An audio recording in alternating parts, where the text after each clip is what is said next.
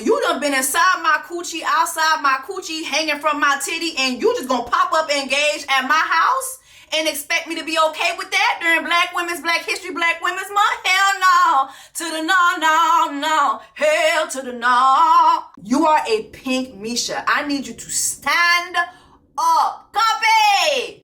Eh, pas comprendre. Call again. VBS, I just turned the water on. Big old flex, shit you never saw before. These niggas chasing me like waterfalls. Keeping on my truck, look like brains. What's up, guys? Welcome back to my channel. It's your sister, Jessie Woo.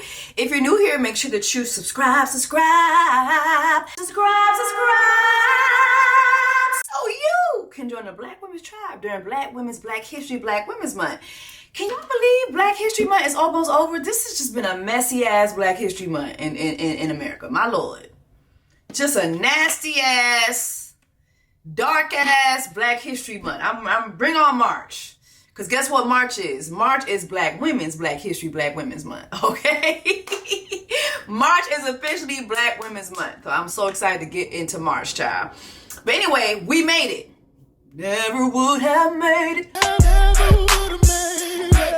We made it to episode 9 of Love is Blind. The way this season has bored me to death. Death. Not deaf, not hard of hearing. Death. The way this season has bored me to death. Right. Girl, let's get into it because we have a lot to talk about for episode 9, child. Episode 9 is a damn hoot. All right, Love is Bland, episode 9. We open up with Too Short and the Doodoo Nurse. I'm Taylor. Hi, I'm Brian. Hi. Michael. I'm Taylor. We are meeting Too Short's family. And he really had sweet parents, a sweet mother. His mother talked a lot about it being necessary for her, for Too Short to be with a woman who would get to know his heart. I actually really want this for the girl to get to know his heart. Yeah. His parents talked a lot about him just having a really, really pure and soft and calm heart. And I think that was really, really sweet. It was a testament to, the man that they believe their son to be. I thought there was a lot of irony in the fact that he has a sister who is legally blind. This is my world. Yeah. It's like I can't see somebody's face. The sister who is legally blind appreciated the process so much because, she herself, when it's time for her to fall in love, I don't know if she has already, but she can literally identify with this experiment. And I thought that was very, very, very beautiful, to be honest. The doodle nurse talked about how her parents have not really been accepting to the experience. They have not visited her parents just yet because her parents don't like the fact that she ran off and got engaged. And I understand that. They would not be the first set of parents to feel that way. So hopefully we do get to meet the doodle nurse's parents. Lauren and JD Vance go cycling, and you have JD Vance talking about how athletic he is, but he barely makes it through the class. There's not enough room on the bike for me to do all this stuff. Anyway, after they are done doing soul cycling, was it soul? Well, after they're done doing anti-DEI cycling, they sit down and they talk with her homegirls. Lauren just happened to match with him on Hinge. We would have hung out with him if they were dating. And her homegirls, while Lauren is crying, reassure JD Vance that the story he's been told about this guy is completely false. They talk about the fact that her last relationship that she was in, they all met him, they hung out with him. They say that this guy that JD Vance keeps bringing up is a guy that Lauren matched with on Tinder, basically a hookup situation, and that was it. There was nothing substantial. There was nothing real about their relationship. It wasn't real. They didn't date. Literally, wasn't even a thing. And so as they're telling JD Vance this, he keeps bringing up his friends and what his friends have been saying. That's what my friends have told me, is that they hung out right away before she left. But her homegirls, who are actually close to her, they're telling JD Vance, we don't care what your friend said because they don't know her. We know her. We know her whereabouts. We know that she was not hanging out with that dude right before she went on the show with you. Absolutely. And I was like, okay, that's. She was with us. And even if she was, what were you doing right before the show? Have you been on dating apps before? Before, yeah. Were you outside? Were you in the streets? Were you down to the bars? Have you like flirted with somebody at a bar prior to going on the show? Yeah. And JD Vance says, well, yeah, I was out in the bars. I was hitting the streets. So her friends are like, okay, so y'all were both single. Y'all were both for the streets. We don't really see a difference. But he continues to hang on to the things that his friends told him about the fact that this was a real relationship. Mind you, throughout this entire conversation, Lauren is in tears. I've cried. Like every time we talk about this, I've cried. And I'm sorry. At this point, if I were Lauren, I would feel that this is like emotional abuse because I done told you this man wasn't my man. Now I have my friends who actually know me are telling you the same thing, but you keep bringing up your friends who do not know me. And you're basically solidifying what they're saying versus what me and folks who know me are saying. At this point, I just feel that JD Vance does not want Lauren. I don't get what she doesn't understand. I said this from the pods.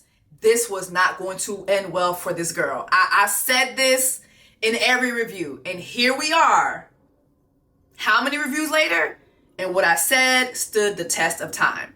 This is just not going to end well for you. It's not ending well. There's no way this would end well with a man who called you old, ugly, unattractive, and basically even on your honeymoon was complaining about not getting the pussy.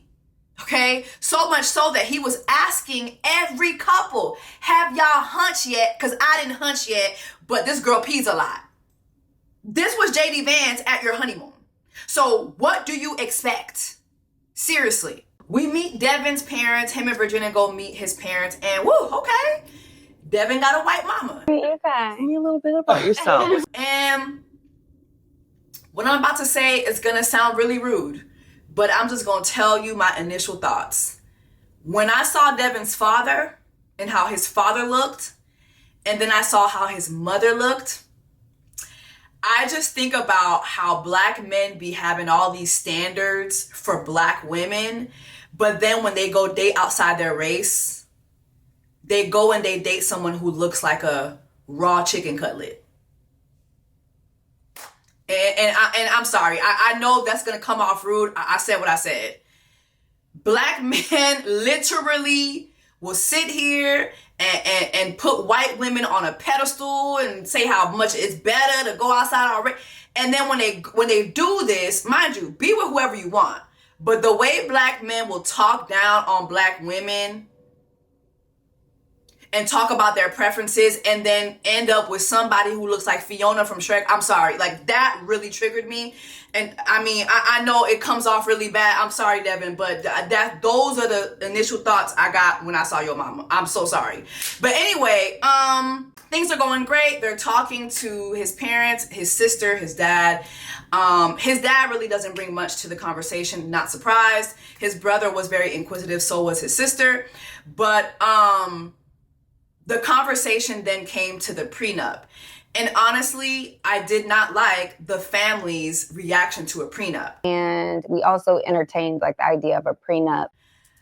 I don't know if it's miseducation with folks, but his sister said something about, she says this later on, but she said something about the prenup and, it's just alarming to me. I'm paraphrasing, but she said, when someone brings up a prenup, it's clear that they think the marriage is not going to work. When people think of prenup, they think it's not going to work out. That was probably my only thing. I was like, Y'all are sitting down with your brother and a complete stranger.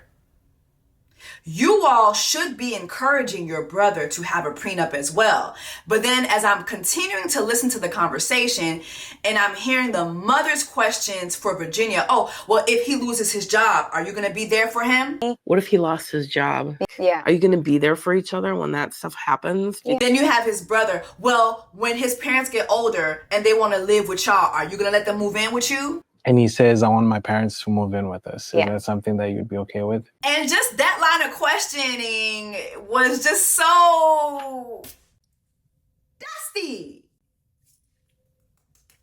All I see is dust. Dust. It just was so dusty to me. Because the way nobody expressed any concern for a woman, but their tone during this conversation was very much pro him and pro his parents. And as if this girl don't have her own family and like other things to tend to, it just gave dusty. It gave dusty to me. It just gave dusty. Later on, they introduced Virginia to their pet pig. Oh, he's cute. Oink, oink. And IDK, it's just funny because in the pods, I was more pro, I don't think Virginia really wants this man. But now I'm kind of feeling like Virginia really does want to be with this man. And I have apprehension against that. Like, I have apprehension.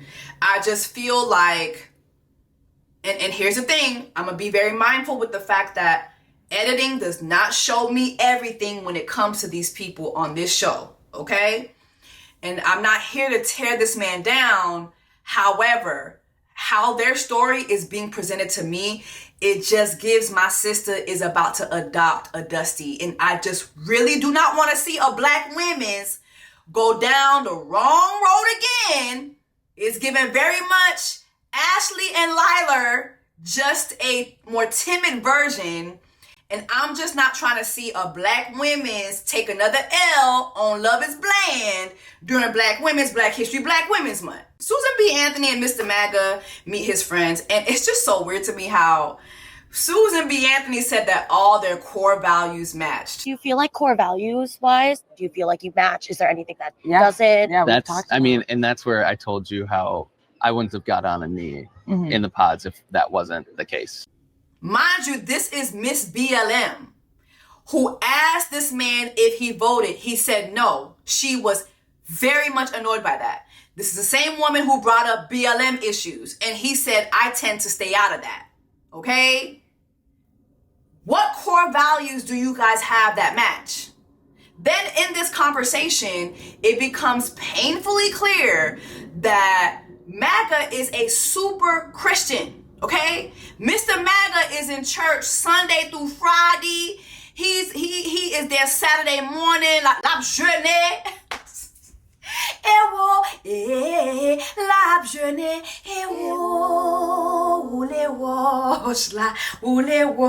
That man is woolaying the wash on Saturday morning at church. Okay, and Susan B. Anthony ain't stepped foot inside God's house since Lord knows when, all right? So y'all core values do not match. Okay? Please. Tarzan and Jane have a conversation about her sister, and, you know, she was basically, he actually says that he did not enjoy meeting her sister, and I don't blame him. His sister did grill him in a way that I didn't like, but also, I remember her commentary to Jane with her saying, wow, I'm older than you. I didn't think that you would be the first one to get married. It gave off jealousy. And I'm so happy that Tarzan clocked that. I don't know. Just wondering if there's any like jealousy aspects in there. Like he clocked that immediately. It sounds like there might be some unresolved issues. She does have a very jealous sister. I don't think that her sister's thoughts on Tarzan are valid. I think her sister's thoughts on him is jealousy, is that she's getting married first. Also, you have the fact that, keep in mind that her sister is with a man who really wanted her. Okay? So he clocked your sister. Clocked. The doodoo nurse and Too Short meet her family. I did. Can I give you a hug? For sure. And this is a pleasant surprise. Her mom is clearly just not having it. Like it's clear as day her mom is not happy. They talk about Love is Bland. They kind of break the fourth wall, and you have her mom who says she never heard about this show before, and then you have Too Short who says I ain't heard about it either. They reached out to me. How did you get interested, Daniel? They reached out to me. I wonder how they reached out to Too Short. Wasn't it his DMs just like they reach out to everybody else? Is that how he got casted, Chelsea? Then you have her mama's like, yeah, all right, fuck all that. When the did it become okay for you to just run off and get engaged without talking to me? what world did you ever think you would get engaged and not tell me? You know, they have some back and forth about it. And you have the doodle nurse who says, listen, Mom, like, I told you as soon as, you know, I could, you know, I'm sorry, but in this experiment, I did find, you know, the safest love, the healthiest love I've ever found. And so her mom kind of calms down a little bit, but her mama is still fuming. And I don't blame her mama, because what the hell is this, okay? You raised somebody for how many years? I think the doodle nurse is, what, 34 years old? Like, girl, you done been inside my coochie, outside my coochie, hanging from my titty, and you just gonna pop up engaged at my house and expect me to be okay with that during Black History, Black Women's Month? Hell no. To the no. Hell to the no. I stand behind her mama. Later on, you have Too Short's parents who come and meet Miss Doodle Nurse's parents, and you know, you have his parents who talk about being together for 35 years. You have her parents who have been together 50 years. So is this year 50 for you? Is that? It is. It'll be 34 in August. Okay. So. And they basically tell them, like, listen, this is hard work. Marriage is hard work. And you have her mom who says, we do not have divorce in this family. We don't have divorce in this family. So just so that's out there. If you put a ring on my child's finger and y'all get married, there is no divorce, okay? I kept this big ass house and I kept all these rooms because I want my grandkids to come play in these empty ass rooms I have on this big ass ranch. You think I expanded this house just for nothing? Hell no, okay? And his parents kind of echo that too, because his mama was like, yup, I got a couple empty rooms in my house too. The pack and play gonna go in this room. Like, the fact that both of these sets of parents came in and laid down the law and was like, I want y'all to understand, if y'all get down to that altar and y'all say yes, we in this together forever, okay? And period. We're going to be wrestling for time. Well, you know they have to come to our house for Christmas. Later on, you have Too Short, who does ask the Doodle Nurse's parents for her hand in marriage. And I think it was just a very touchy moment. They accept. I think it was beautiful. Honestly, y'all, Miss Doodle is very lucky. Miss Doodle really hit the jackpot. Do y'all think Miss Doodle really gonna get married to this man, though? Something tells me no. I would hate to see it, because I really feel like that man is a good man. But a part of me feels like Too Short is a good man because he knows what it's like to be treated unfairly and not so great because of his height. He kind of talked about it in the beginning of the show. I feel like he stuck around for that lady's bullshit. And by the way, so many of y'all are in my comment section dragging me about Beulah, okay? Let me tell y'all something. I am a millennial. What the fuck is a Beulah? Bueller is from Ferris Bueller's Day Off. They were quoting a quote from the movie. That's where it came from. And how was I supposed to know that? It's from 1986. I know you weren't born yet, but it's a cult classic for white people. Okay, listen. I'm just telling you what the people saying. My point still stands, right? What's your point? So my point that I was making when I talked about the whole Beulah moment was, these people built such a deep connection that they said the name at the same point. So my point is still valid. Your point is kind of valid, but you still didn't know what Beulah was. Stop dragging me. Listen, y'all be thinking I'm one of y'all little friends. I'm your sister. That makes you one of our friends. One of y'all little friends. That makes you one of our friends. So let's move on. Deal with it. Anyway, the point I'm trying to make is that Too Short stuck around, in my opinion, because this is a real chance for him at love, a chance that he doesn't really experience because of his height. And I just want to tell y'all, short kings have huge packages. Please do not sleep on short kings. You know, I had a past life. I had me a past life. Okay, I was married now. I was betrothed. All right, let's move on. So now you have Dave and Lauren, right? So they're supposed to meet up with his friends. His friends been saying a whole lot of things about Lauren. They've been saying how she was in a whole relationship right up until the time that she went on this Love is Blind experience. She's saying that's absolutely not true. We've heard her friends say also that that is absolutely not true. So now is the time for her to be able to speak to these folks who are his friends who have been feeding him this story that he keeps saying to her, right? Lo and behold and lo, when it's time for everybody to link up, all of a sudden his friends are uncomfortable. What do you mean we want them to come? They don't want to be forced into like making things uncomfortable. I'm sorry, but would you not want to get down to the bottom of things? You're engaged to this woman. Your friends are saying all these things. You done spoke to her friends who were saying, no, your friends are lying. So why not give her the opportunity to clear the air? Could it be that JD Vance is a liar? He's a knitter! On top of him now protecting his friends from talking to Lauren, he starts to directly accuse her of hooking up with this man up until the time that she went on the show. But like I wasn't like going home hooking up with people literally a day before. You have her fighting back tears and saying, absolutely not, I did not do that. It was not a day before. So now he's just basically gone super accusatory. He doesn't want his friends to talk to her because that's going to make them uncomfortable. What does that tell you? 2 + 2 equals what, Lauren? What does it equal? You got Lauren in here windmilling, crying, carrying on, girl. If you don't go pack your shit. Get your shit and get out! Girl, like you doing all this windmilling for a motherfucker who looks 53 at 32? Girl, please. Then, his real issue comes out. I said this in my last review, and now we have it coming out of his mouth, okay? So during their back and forth, we find out that she hasn't seen him for the last week. And he says, well, I didn't want to keep laying up with somebody, who I haven't had sex with, but yet you had sex with this man before you came on the experience. You were with some other guy, and then next thing you know, like I'm spending every night in the same bed with you, and like we've barely even hooked up.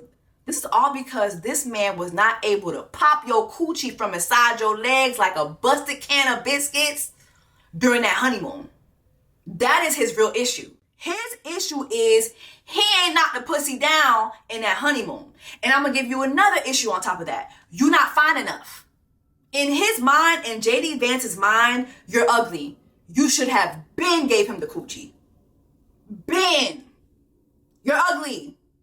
You are not that attractive. And so how dare you come into this experiment and get next to me and not have sex with me? How dare you? Where's the coochie? Where the coochie at? Where the coochie at?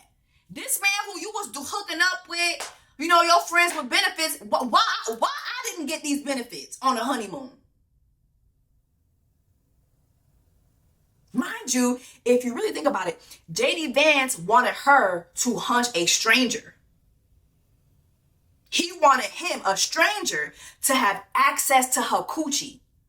And he feels that that makes more sense than her giving access to somebody who she's been sleeping with for some time before she got into the experiment.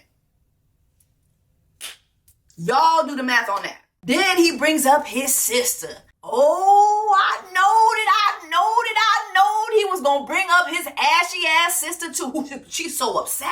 Like my sister has mutual connections. She's just like, who is this girl that you're engaged to that was like with some other guy? And she's so upset because you've been seeing other guys before this experience. You know what JD Vance gives me? JD Vance gives me super evangelical, super conservative guy who looks for purity in a young woman. Meanwhile, he is literally a pigsty. It's just really weird. These men be wanting women to be so pure, but they be for the streets. Who do y'all be hunching in the streets? Are y'all not hunching women?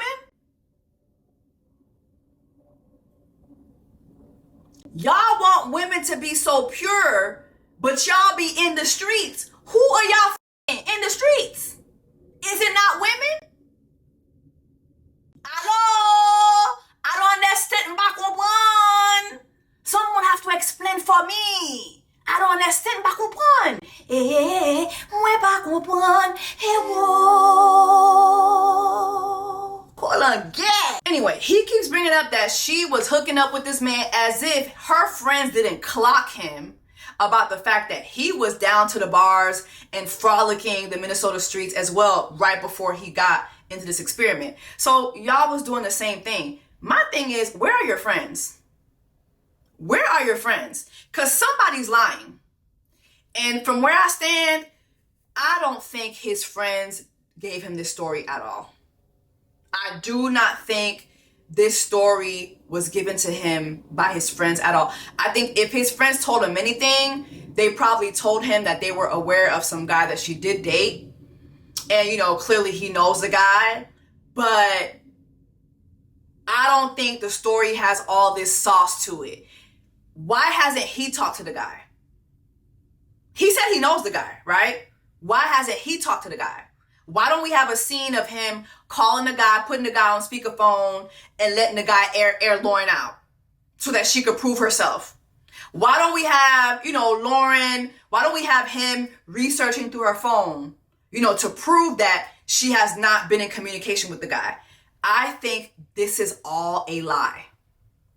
JD Vance is lying. He is lying to Lauren, just like he's lying to this ashy ass country next to Donald Duck. Hold on, I know he looks like JD Vance, but I know. Don't. I'm just saying, he looked like him, and then I just got my feelings real Yeah, quick. I'm sorry. Okay. Let's continue. So then they end at her saying, listen, like, I would hate to walk away from this.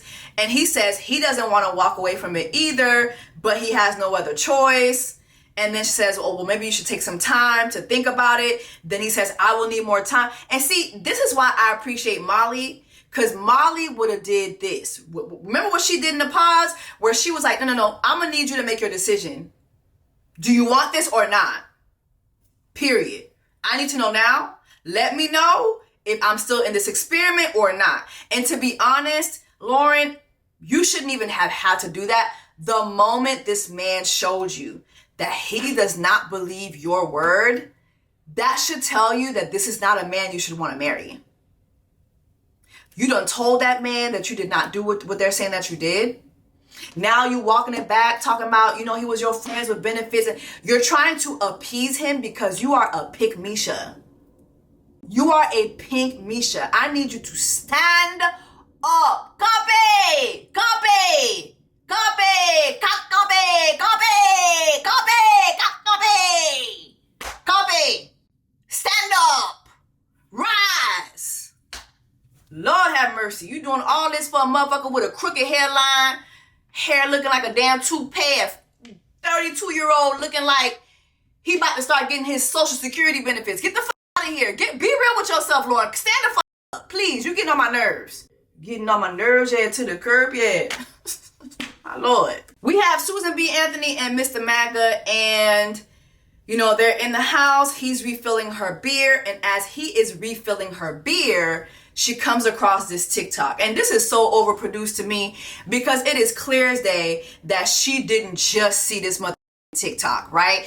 And the TikTok that she's talking about is a TikTok I talk about in my review from 2 videos ago. It is this particular TikTok. So someone just leaked to me some of the photos of the cast of the new season of Love is Blind that they're filming here in Minneapolis. And like, I knew when I heard that they were filming here, in my stomach, that I would recognize some of the names on that list. And I would have some information on those boys. Because you know what?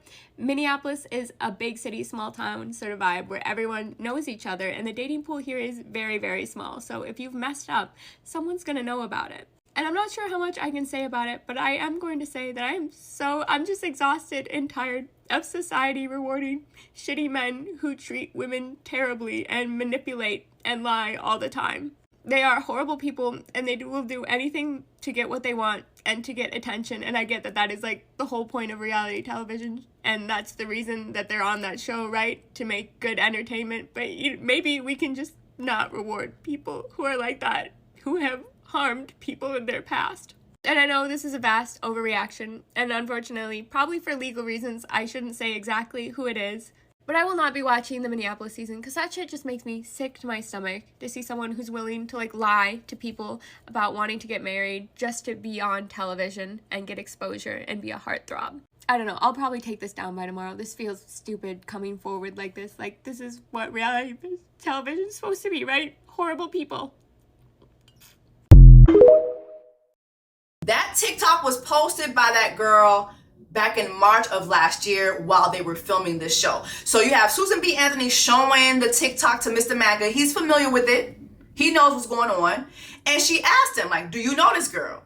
He tries to make it seem like he doesn't remember this girl. But he does say that she's definitely talking about him. So he doesn't deny the girl's accusations in her TikTok video, but he says he hasn't seen her in 4 years. I haven't talked to her in over 4 years. Then he goes from not denying it to saying she's making everything up. Do you think she's gonna make stuff up? She's already making up stuff. How? He then says they matched on Tinder, but they never hooked up, and he doesn't remember what happened, basically, as far as their relationship just disintegrating. But like, I just honestly don't remember. Sarah says she doesn't like that answer, and I'm with her.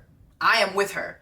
And she brings up the fact that this girl is on TikTok crying. Now, you know, the girl could be on TikTok just looking for attention. That is very possible. But Sarah says, like, a girl crying about an interaction she had with you 4 years ago, that's a lot. And I agree with that. Then Mr. Maga goes from not remembering anything to magically remembering that they did go out a couple of times. One date with, and then met up at like bars, like going out for a few weekends. And he did ghost her, but he doesn't remember what happened after he ghosted her. And what I remember was that I just ghosted her. So again, Susan B. Anthony is like, I'm sorry. This girl is getting her Mary J. Blige on TikTok. She's getting her, no, I'm not gonna cry, I'm not gonna cry. Oh, I'm not gonna cry, I'm not gonna cry. Your answer is just not giving. So then, Mr. Maga now remembers going to her house, kissing, but not remembering anything after that. You go to her house? Yep, like it was like one of those where it's like you meet, you date, you on a date. You kiss. Yes, I think we kissed. Okay, are we putting two and two together? During Black History, Black Women's Month, are we doing the math? Okay, are the continents meeting? Because this man went from not remembering anything to doing a whole lot of remembering, okay? Oh, now all of a sudden, you remember the time. Now he's getting his Michael Jackson on. Do you remember the time? Oh. Now, mind you, you went to this girl's house, y'all kissed, but remember, he said nothing romantic happened, they didn't hook up. That man is lying. Mr. Maga is a liar. He's a liar. He's a knitter. And I'm so happy that Susan B. Anthony finally seems to be standing on business. Because, girl, you have not stood for shit. Okay? You have not stood on shit this entire season. Accepting that man's proposal alone, to me, was just a shit move on your part. Because it just showed me how quickly you will abandon the rights of other people just to be tied to white patriarchy and white supremacy. So, girl, yeah. It's still a side eye for you, sister. Y'all go ahead and drop down in the comments and let me know y'all thoughts on episode 9 of Love is Blind. I made it.